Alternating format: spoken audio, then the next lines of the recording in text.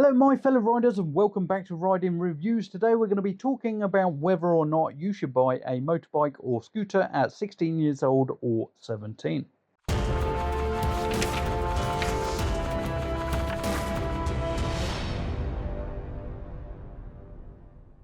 Should you buy a motorcycle or motorbike at 16 years old or wait until you're 17? So we're going to go into 16-year-olds. What is required to ride a moped or motorbike at 16-year-old? Now, first you will need your CBT, which is compulsory basic training. This costs about £150 and you will have one locally to yourself. Now, at 15 years and 11 months, you can apply for your provisional license and you will need the number off of this to be able to book your CBT. You won't be able to do your CBT until you're 16 years old. And then you obviously go and do it. Now, after this, you're going to need a moped. The best port of call for this one is use their vehicle first and then get one for yourself after the fact, or get one prepared for you. But it's cheaper for you and easier for you to get insurance on one of their vehicles whilst doing your CBT. After this, obviously, you're going to need your vehicle, and that is going to cost you somewhere in the region of £1,900 with a choice of, I think it's about 6 or 7 bikes and motorbikes in the UK now, maybe up to 10 different choices, but they range from about £1,900 to approximately £3,000. And there's, as I say, 10 different choices in there. You can go the second-hand route. To get a decent second-hand vehicle, you're looking, again, somewhere in the region of £1,000 to £1,500. But if you don't know what you're looking for, this can open up a big can of worms. And then you're going to get your bike or scooter, and you're not going to be able to use it because it's going to be broken. So you can do it that way. But quite often with a small capacity vehicle, you're probably better off going brand new. After this, you are going to need insurance. Now, the medium price or the middle price of insurance in the UK is £475. Now, if you're in London, this is going to be considerably more. If you're somewhere, say, 200 miles away from London, it should be quite a lot cheaper. But in London directly, it is rather expensive. Also, you're going to need tax. Now, when you buy a brand new vehicle, there's something called on the road charges, and that will cover your first year's tax. After that, it'll be £26 a year. If you have a second-hand vehicle, after it's 3 years old, you will need to have an MOT as well to make sure that it's roadworthy. Lastly, you will need to obviously fill it with fuel. To fill a moped with fuel, you're probably looking somewhere in the region of about £8. To fill a motorcycle, you're looking at 15. Now, majority of these 50cc's will do somewhere in the region of 120 miles to the gallon. So on a moped, you're looking at a tank, maybe 130 miles. On a motorcycle, maybe about 250. Now, there are some things that you can do and can't do on these. You can ride on A and B roads. You cannot ride on motorways. You cannot have a pillion passenger, and you have to have L plates on all the time. Now, these are the same for a 50cc and a 125, and they are the same if you're 16 or 17 years old.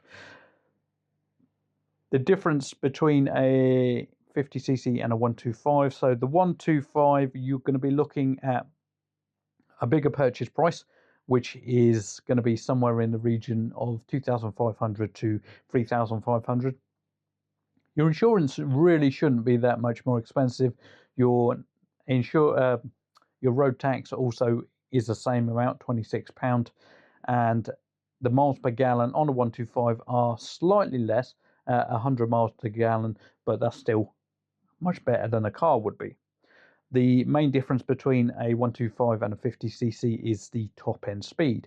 So a 50cc will only go 30 miles an hour, and they are restricted to 30 miles an hour. So when you're going down a hill, it will go 30 miles an hour. Whereas a 125, isn't restricted generally, but if they are a more powerful bike, the top end limit on horsepower on a 125cc is 14.8.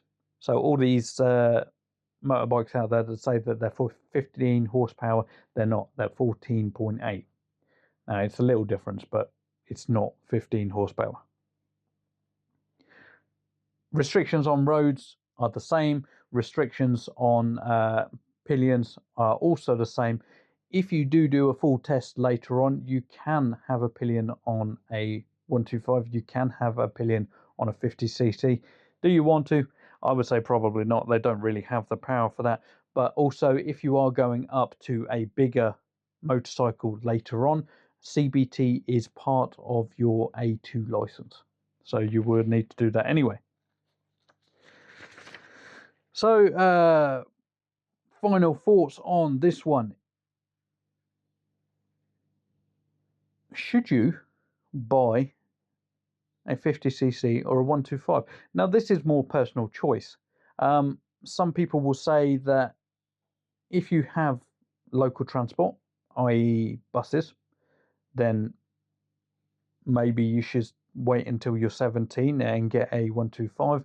But if you're in the sticks and there's no other local transport, this is going to widely open your horizons and allow you to go and see your friends without having to either get a taxi, use your push bike, or have the taxi of mum and dad. So it does massively open and widen up your horizons, gives you a little bit of freedom, and that's probably needed. So there are some other things that you have to consider also when buying a motorcycle. Safety gear. So legally, all you have to wear is a helmet. I very, very, very much suggest that you wear more than just a helmet. And I don't mean clothes, I mean a safety jacket with arm protection and back protection, a decent set of gloves. Majority of people will not wear them, but you should wear trousers and a decent pair of boots, preferably motorcycle boots, but you can generally get away with high ankle boots with or steel toe caps, which is generally what I wear because I have to wear them at work as well. So this is just a very basic look at what you need to either ride a 50cc or a 125. Now, if you have already done this, comment below and tell us which ones you have, and tell us if you think that it was a good idea to have a 50cc first, or whether you wanted to wait until a 125, because this sort of information will very much help other people. So I've been riding for 14, 15 years. I've been a mechanic for 10 years. So I have a different set of experience, whereas quite a lot of the viewers of these videos will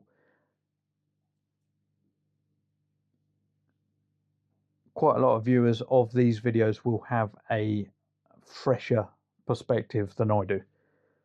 But anyway, yeah.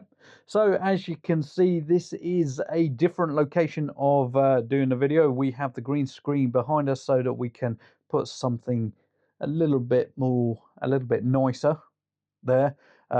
This isn't the best place in the world to do it. I've converted my garage slightly into making a area for these videos. And as you can see, this sofa has seen better days. But anyway, I digress. So hopefully this video has helped you out. If it has helped you out, please hit that like and subscribe button to stay updated to all my latest videos. This is a first part of a 3-part series on the cheapest way to travel. If you do like this video, please consider hitting that buy me a coffee at the top there. All proceeds going to helping me create these videos. Everything on these videos is done by myself. So we will be having more videos shortly. But as always, ride safe.